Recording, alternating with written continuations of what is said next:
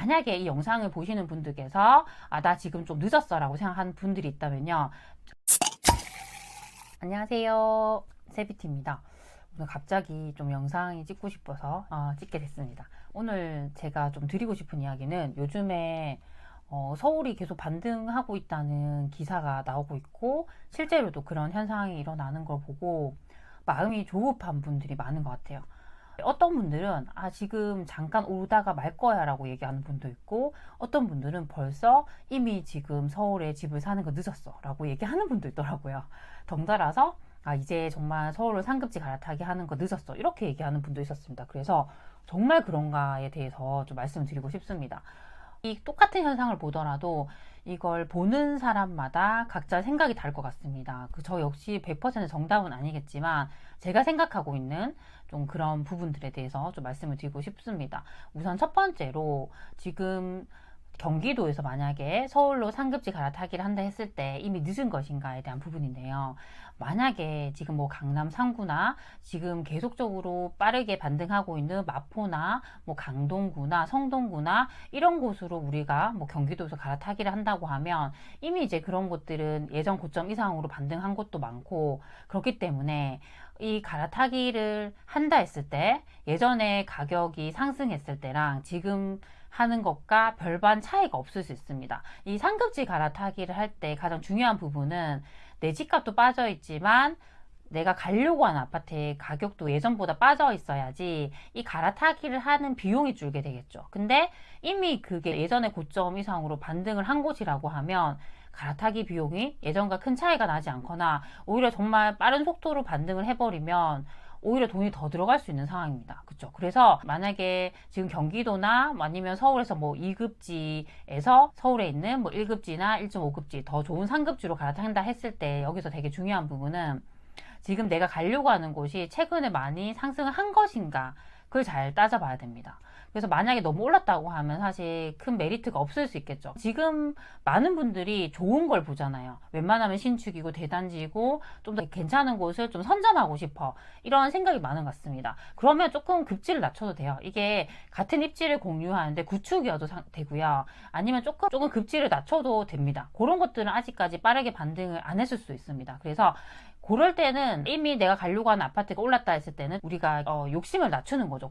그렇게 한다면 충분히 저는 기회가 있다고 생각합니다. 그래서 만약 예를 든다면 성북구 같은 곳들, 이런 곳들을 보통 우리가 뭐 2급지, 2.5급지 정도로 보잖아요.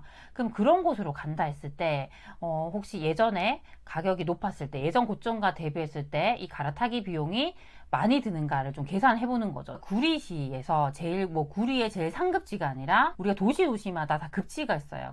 그래서 구리에 있는 조금 구축인 조금 그런 상품성이 떨어지는 그런 아파트에서 성북구에 있는 기름 뉴타운 쪽으로 우리가 갈아타기를 한다 했을 때 그 비용에 대한 부분인데요.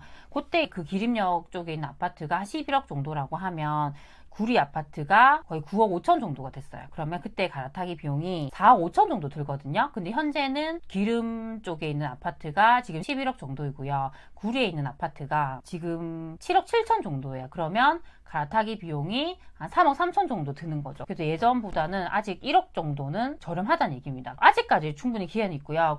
여기서 만약에 조금 더 낮은 급지로 이렇게 가게 되면 아직 그런 곳들은 많이 움직이지 못했기 때문에 더 유리할 수 있겠죠. 그렇기 때문에 아직 기회가 있다고 할 수 있습니다. 그 얘기는 지금 성북구 같은 곳들, 아직 서울에서 한 2급지 이하라고 했을 때 요런 애들은 아직까지 상위에 있는 그런 애들보다는 아직까지 그렇게 빠르게 반등하지 못했다는 거죠. 그러니까 여기서 알아야 되는 게 뭐냐면 그 서울이라는 곳이 정말 마포나 성동구나 강동구나 그런 것만 오르고 말 것인가에 대한 부분이에요. 어떤 분들은 이제 여기까지 반등을 하고 이제는 더 이상 그 흐름이 그 밑에 있는 급지로는 가지 않을 거라고 하는 얘기도 있지만 절대 그렇지 않습니다. 왜냐하면 이 부동산이라는 것은 상대적이에요.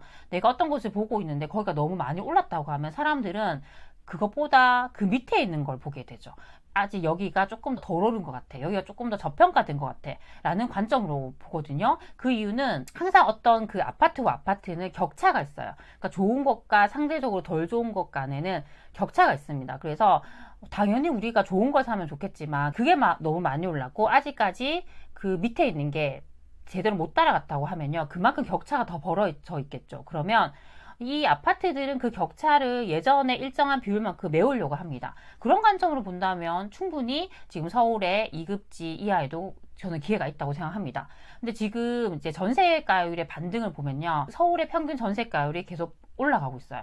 예전에 거의 50에서 55% 정도 수준이었다고 하면 지금은 60% 정도까지 올라온 곳들이 많아요. 그 얘기는 내가 총 매매가의 한 40% 정도의 금액만 있으면 살 수 있다는 얘기죠. 그렇게 계산을 해보면 지금 서울의 한 2급지 이하에 있는 좀 괜찮은 곳들을 이렇게 보면 25평대 같은 경우는 한 3억대로 가능하고요. 평수가 좀 더 큰 30평대 같은 경우는 4억대에 가능합니다. 그래서 만약에 내 돈이 뭐 3억 정도가 있는 거예요. 만약에 저라면 그 정도의 돈이 있고 내가 어디를 사야 할지 준비가 되어 있는 상황이라고 하면요, 굳이 그걸 미뤄야 할까라는 생각이 듭니다. 그러니까 지금 이미 서울의 1급지, 1.5급지들은 매물이 막 급감을 하고 계속 오르고 있잖아요. 그러면 결국에는 그 흐름이 2급지까지 오면서 매물이 급감을 하고 이렇게 빠르게 반등하는 시기가 분명히 올 수 있습니다. 그게 우리 생각보다 더 빨리 올 수 있어요. 제가 뭐 이걸 당장 사야 된다 이렇게 부추기는 건 아니지만 내가 준비가 되어 있다고 하면 굳이 그걸 미뤄야 할까라는 부분인 거죠. 그러니까 지금 사고 싶어도 지금 내가 갖고 있는 집이 안 팔려서 못 사는 사람도 많거든요. 근데 나는 준비가 되어 있는데 지금 겁이 나서 다른 사람들이 지금 집을 사면 안 된다고 해서 안 산다라고 하면요, 나중에 내가 보고 있는 곳들이 다시 막 이렇게 올라갔을 때 분명히 후회할 수 있습니다. 그쵸? 그래서 그런 것들도 조금 저는 잘 생각하셨으면 좋겠습니다. 지금은요, 조금 우리가 잘 선별해야 돼요. 이미 지금 서울에서도 치고 나가는 곳들이 있잖아요. 그런 곳들도 내가 돈이 있는데 꼭 사면 안 된다는 건 아닙니다. 왜냐하면 지금 반등하기 시작한 게 그렇게 오래되지 않았어요. 저는 지금이 이제 서울이 거의 상승 초입이라 생각하거든요. 여기서 더 많이 갈 수 있죠. 그러니까 우리가 어떤 이제 아파트를 볼 때 예전의 고점이라는 부분이 있잖아요. 그러면 이 아파트가 꼭 예전의 고점만큼 올라야 돼라는 건 없습니다. 저희가 하는 10년 정도의 긴 흐름을 보면요, 항상 그 아파트들은 그 고점, 전고점을 돌파하면서 계속적으로 올랐습니다. 그래서 그렇게 본다면 내가 충분히 준비가 되어 있다면, 내가 돈이 된다면 그런 좋은 것들을 지금 사도 되지만, 그게 아니라 했을 때는요, 아직까지 움직이지 못한 것들을 충분히 볼 수 있습니다. 상대적으로 상품성이 좀 더 떨어지고 입지가 조금 떨어질 수 있지만, 그런 것들도 아직 예전의 고점을 회복하지 못한 곳들도 많기 때문에 좀 충분히 이제 기회가 있다고 생각합니다. 그래서 만약에 이 영상을 보시는 분들께서 나 지금 좀 늦었어 라고 생각하는 분들이 있다면요, 아직까지 서울에서 움직이지 못한 곳들을 보시는 것도 좋고요. 아니면 경기도도 마찬가지입니다. 아직 경기도에서도 일부 지금 수요가 많이 몰리는 곳들, 서울로 빨리 이제 움직일 수, 근접하는 곳들은 움직이고 있죠. 근데 그 외에는 아직까지 움직이지 못한 곳들도 많습니다. 보통은 경기 남부가 먼저 움직이고요. 이 흐름이 점점 번지면서 결국에는 경기 북부가 움직이고 외곽에 있는 곳들도 같이 움직이게 되거든요. 그 패턴으로 가요. 그리고 서울이 먼저 움직이고 경기가 움직이면 나중에 또 인천이 같이 움직입니다. 그쵸? 그러면 그 얘기는 내가 지금 당장 준비가 안 돼 있는 분들 같은 경우는요, 너무 좌절할 필요가 없다는 거죠. 지금 기회는 정말 많다는 거예요. 그래서 지금의 시장에서는 너무 조급할 필요도 없고요.